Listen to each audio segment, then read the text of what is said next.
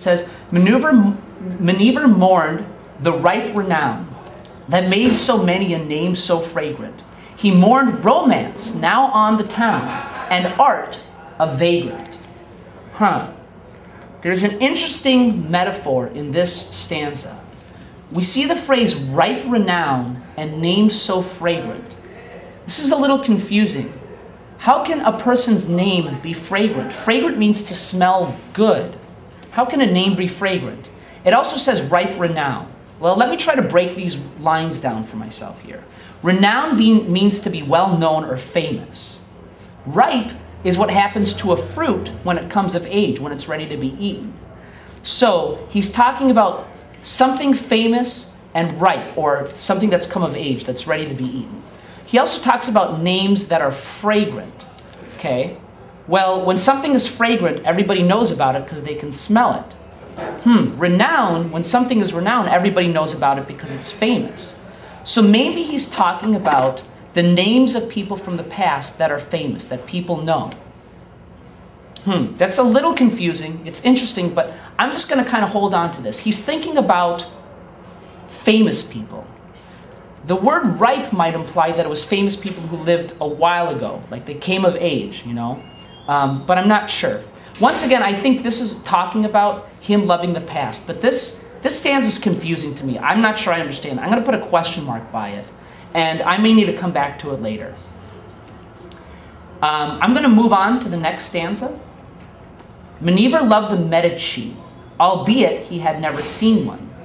He would have sinned incessantly, could he have been one.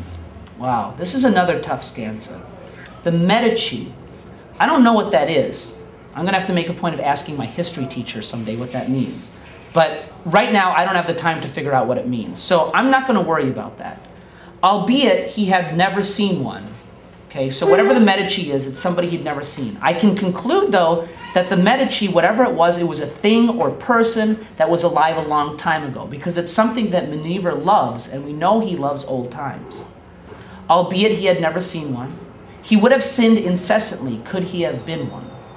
Okay, I don't understand what we're talking about sinning incessantly, but could he have been one implies that he wanted to be a Medici, something that we think was around back in the old times. So this is another stanza that supports the idea that he loved the old times.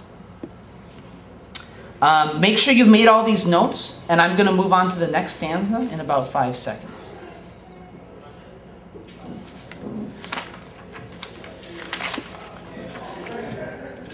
Okay, Meniver cursed the commonplace. Okay, curse is another negative word. To curse means to like be mad about, okay? The commonplace. Commonplace is things that happen every day, okay? So he's not happy about everyday things. And eyed a khaki suit with loathing, okay? So he eyed it. That means he looks at a khaki suit with loathing, okay? So I know khaki, like khakis, like the kind of pants that we wear at school, with loathing. So apparently he doesn't like khakis.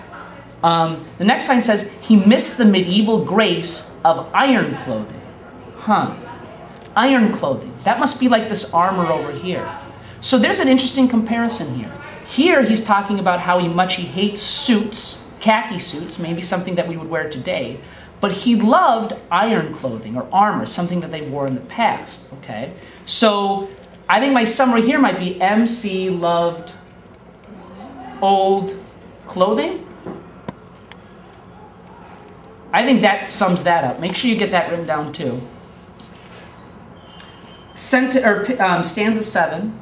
Meniver scorned the gold he sought. Scorned, once again, a word with important connotation. But sore annoyed was he without it. He didn't like gold, but he was sore because he didn't have it. Meniver thought and thought and thought and thought about it. Well, that's pretty self-explanatory. I don't think I need to say anything about that. Once again, MC is unhappy. He's happy with, he's mad about gold, but he's mad that he doesn't have it. And he just sits around thinking about it. All right, last stanza. Meniver Chivi, born too late. That's important. Born too late. It makes sense. He's so obsessed with the old times, it makes sense to say he was born too late. Scratched his head and kept on thinking. Meniver coughed and called it fate and kept on drinking. So he's spending all this time thinking about the past. He's thinking, he's calling it fate, which means he doesn't feel like he can change it. And he kept on drinking. Oh, that's really interesting.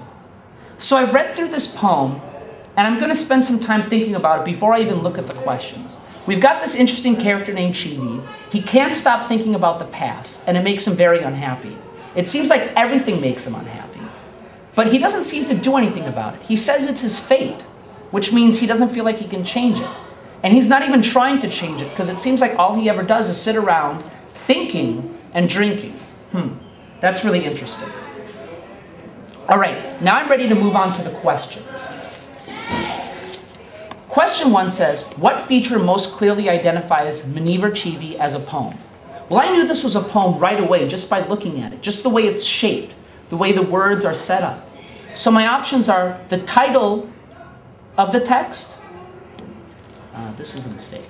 The title of the text. No, I can't tell it's a poem just by the title, so I'm going to cross that out. The length of the text. You can have a short story, so I'm going to say probably not. The opening line of the text, maybe, or the arrangement of the text. D is definitely the best answer, because you can just tell by the arrangement, just by looking at it, that it's a poem and not a piece of fiction or nonfiction. Number 2, what is the main purpose for stanzas 2 through 6? This is something I have to go back to the poem to check. Let's see here. Stanza 2 is about how he loved old times. 3 is about how he loved ancient times. 4 and 5 are also those examples that I didn't quite get, but I knew it was about something in the past. And then this last stanza 6 talks about how he loves old clothing. Okay, so obviously the reason for these are to talk about the past. But also up here in stanza 1, even though they don't ask about stanza 1, it says that he had his reasons. And we said these are the reasons for why he was sad. So all these stanzas must be the reasons they refer to in stanza 1. So I'm going to look at number 2 here.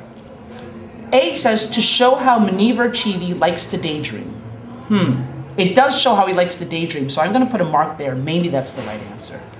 To explain why Maneuver Chibi is so unhappy. That could be it. I'm going to put a mark by that.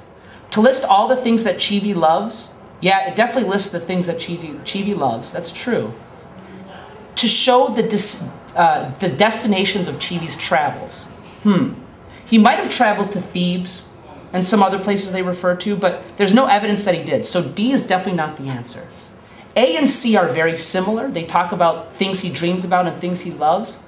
And that's true, but B is a better answer because it says right in the first stanza that it's the reasons why he's unhappy. So I'm going to circle B. Number 3, read line 5 of the poem.